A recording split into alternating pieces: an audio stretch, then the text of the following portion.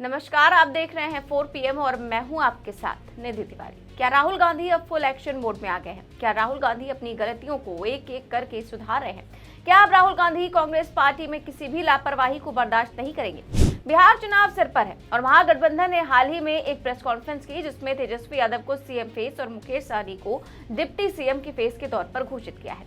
लेकिन इस press conference होने से पहले महागठबंधन में अंतरकलह जैसी कई तरह की खबरें आई। कभी सीट शेयरिंग को लेकर पेच फंसा तो कभी सीएम फेस घोषित करने को लेकर।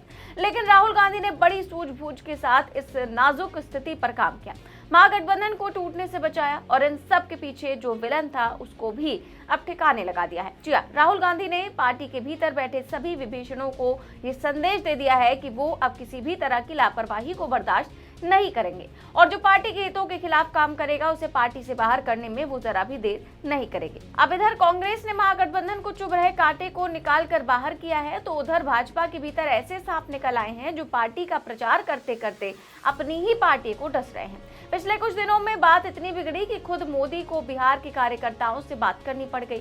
तो इन दिनों बिहार में क्या कुछ चल रहा है सब कुछ बताएंगे आपको इस वीडियो में। सबसे पहले आप इस इंसान से मिलिए। ये महाशय हैं कृष्णा अल्लावरू। बिहार चुनाव से पहले कृष्णा अल्लावरू को बिहार कांग्रेस का प्रभारी बनाया गया था। उन्हें राहुल गांधी का करीबी माना जाता था और उनको कांग्रेस ने बड़ी उम्मीदों के साथ बिहार की जिम्मेदारी दी थी। लेकिन धीरे धीरे वो बिहार में पार्टी के लिए मुसीबत बनते चले गए। मतलब जिनको फायदे के लिए पार्टी ने जिम्मेदारी दी वही पार्टी को नुकसान पहुंचाने लगे।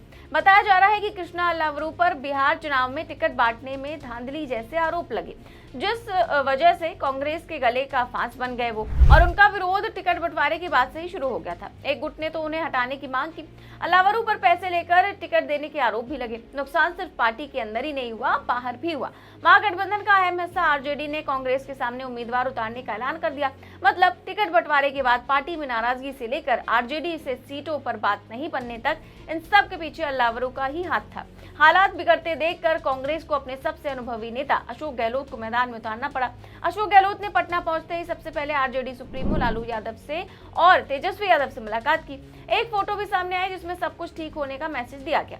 गहलोत की कोशिश रंग भी लाती दिखाई दी। इस मीटिंग के बाद महागठबंधन की ओर से प्रेस कॉन्फ्रेंस हुई जिसमें नेताओं ने साफ किया कि बिहार चुनाव तेजस्वी यादव के नेतृत्व में लड़ा जाएगा और वही मुख्यमंत्री उम्मीदवार होंगे। इस प्रेस कॉन्फ्रेंस के बाद महागठबंधन वापस अपने ट्रैक पर आ गया और चीजें सामान्य हो गई। लेकिन अब वक्त था महागठबंधन के सबसे बड़े विलन बन चुके अल्लावरू को ठिकाने लगाने का और पार्टी के भीतर किसी को भी उम्मीद नहीं थी कि राहुल गांधी अल्लावरू पर इतनी जल्दी कोई एक्शन लेंगे। लेकिन राहुल 2.0 ने फौरन एक्शन लिया। बिहार चुनाव के बीच राहुल गांधी ने बड़ा फेरबदल करते हुए कृष्णा अल्लावरू को कांग्रेस युवा प्रभारी पद से हटा दिया और इसकी जिम्मेदारी राहुल ने अपने करीबी मनीष शर्मा को दे दी। मनीष शर्मा फिलहाल कांग्रेस के व्हाइट टी शर्ट मूवमेंट की जिम्मेदारी निभा रहे थे। मनीष शर्मा की गिनती कांग्रेस के प्रभावी नेताओं में होने लगी है। सूत्रों का कहना है कि राहुल गांधी लंबे समय से उन्हें बड़ी जिम्मेदारी देना चाहते थे, हालांकि आंतरिक विरोध के चलते ऐसा संभव नहीं हो पाया। वहीं अल्लावरू पिछले 8 साल से यूथ कांग्रेस के प्रभारी थे। बिहार चुनाव के वक्त उन्हें एक अतिरिक्त प्रभार भी दे दिया गया था। वहीं जब महागठबंधन की प्रेस कॉन्फ्रेंस हो रही थी तब कांग्रेस प्रदेश कार्यालय का माहौल गरमाया हुआ था। कई कांग्रेस नेता कार्यालय का घेराव करके प्रदर्शन कर रहे थे। कई नेताओं ने अल्लावरू को ही रोक लिया और खूब सुनाया। उनके सामने ही वो उन्हें चोर कहने लगे और गद्दी छोड़ने के नारे लगाने लगे। कई रिपोर्ट में बताया गया है कि गांधी मैदान स्थित एक होटल से निकलते वक्त कांग्रेस नेता आदित्य पासवान ने अल्लावरू को रोक लिया और कहा कि उन्होंने राहुल गांधी के किए कराए पर पानी फेर दिया। आपने गलत किया, ये गलत हुआ। संघ के लोगों को आपने टिकट दिया है बुला करके, ये गलत हुआ है। बिहार कांग्रेस ने दलित की बात की, हिस्सेदारी की बात की और सब संघ के लोगों को तुरंत टिकट ज्वाइन करा करके आपने टिकट दिया है। ये गलत है, इसका हम लोग विरोध करेंगे। ये गलत हुआ है। लोकतंत्र की हत्या आप लोगों ने की है। बिहार कांग्रेस में हम लोगों ने पूरा अपना जी जान लगाया है, पूरा जी जान लगा के एक नैरेटिव बनाने की कोशिश की। लेकिन जो राहुल जी जिस मशाल को लेके आगे चले हैं उसको ध्वस्त करने का काम किया गया है। तो हम लोग विरोध में हैं। पार्टी से निष्कासित कीजिए, जो कीजिए वो आपका आउटलुक है, लेकिन आपने गलत किया है। इसलिए हम लोग का नारा है टिकट छोड़ गद्दी छोड़। टिकट चोर कह रहे हैं आप? बिल्कुल बिल्कुल बिल्कुल बिल्कुल बिल्कुल बिल्कुल। क्या कहेंगे? अब देखिए, इधर महागठबंधन में कलेश का चैप्टर खत्म हुआ तो उधर भाजपा के भीतर ही रायता फैल गया। एक तो जब से बीजेपी में नई नवेली आई, मैथिली ठाकुर को दरभंगा के अलीनगर से टिकट मिला है, तभी से इस सीट पर भाजपा के लिए मुश्किलें बढ़ती जा रही हैं। पहले तो जिले के कार्यकर्ता भड़क उठे और मैथिली ठाकुर के खिलाफ खूब प्रदर्शन हुआ। बीजेपी नेता संजय कुमार सिंह ने तो पार्टी से बगावत करके निर्दलीय पर्चा तक भर दिया।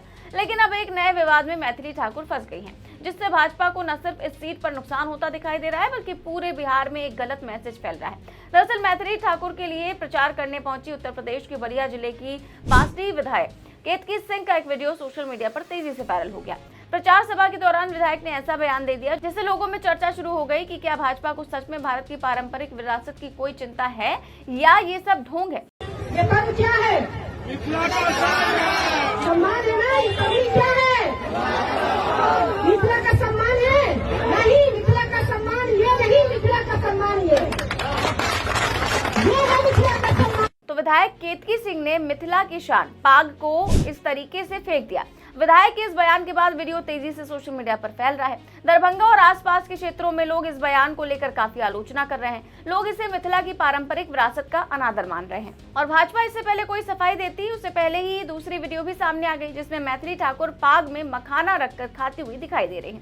इस वीडियो के बाहर आते ही सोशल मीडिया पर लोगों का गुस्सा फूट पड़ा। लोग इसे मिथिला की संस्कृति का अपमान बता रहे हैं। भाजपा के ऐसे वीडियो वायरल होने से मोदी शाह को भयंकर टेंशन होने लगी। यही कारण है कि मोदी जी को खुद भाजपा के कार्यकर्ताओं से सीधा संवाद करना पड़ा। गुरुवार शाम को मोदी बिहार के भाजपा कार्यकर्ताओं से ऑनलाइन संवाद कर रहे थे और आप अनुमान लगाइए इस दौरान उन्होंने क्या कहा होगा। जी हाँ, हर बार की तरह वही विपक्ष की जमकर बुराई। अब देखिए, साहब के पास अपना कोई काम गिराने को तो है नहीं, तो साहब कार्यकर्ताओं को टास्क दिया करते हैं कि वो हर बूथ पर इकट्ठा होकर उस क्षेत्र के बुजुर्गों से पूर्व सीएम लालू यादव और राबड़ी देवी के शासनकाल की घटनाओं को याद कराएं। मतलब फिर वही जंगल राज का राग अलापना है। बस नीतीश के राज में जो असली जंगल राज फैला हुआ है उसके बारे में कुछ नहीं कहना है। तो अब इस रिपोर्ट से ये तस्वीर बिल्कुल साफ हो चुकी है कि राहुल गांधी अब पुराने राहुल नहीं रहे।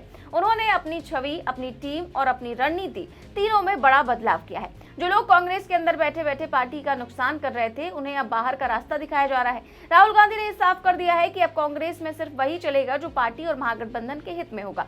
बिहार चुनाव के पहले जिस तरह उन्होंने टूट के कगार पर खड़ी स्थिति को संभाला और तेजस्वी यादव के नेतृत्व में महागठबंधन को एकजुट किया, वो दिखाता है कि राहुल गांधी अब पॉलिटिक्स को सिर्फ इमोशन से नहीं बल्कि इंटेलिजेंस से खेल रहे हैं। वहीं भाजपा के भीतर मचे घमासान ने मोदी शाह की चिंता बढ़ा दी है। मिथिला की संस्कृति का अपमान और अंदरूनी बगावत ने बिहार में भाजपा के लिए मुश्किलें खड़ी कर दी है। कुल मिलाकर एक और Rahul Gandhi full action mode में नजर आ रहे हैं तो वहीं भाजपा का चेहरा थका और परेशान दिखाई दे रहा है। आने वाले दिनों में बिहार का चुनाव सिर्फ विकास का नहीं बल्कि भरोसे और नेतृत्व की परीक्षा बनने जा रहा है और इस बार राहुल गांधी उस परीक्षा में पूरी तैयारी से उतर चुके हैं। फिलहाल इस पूरे मामले पर आप क्या सोचते हैं, हमें कमेंट बॉक्स में अपनी राय जरूर दें। चैनल को सब्सक्राइब भी करें और ज्वाइन भी करें। देश और दुनिया की तमाम बड़ी खबरें जानने के लिए देखते रहिए 4PM न्यूज नेटवर्क। नमस्कार।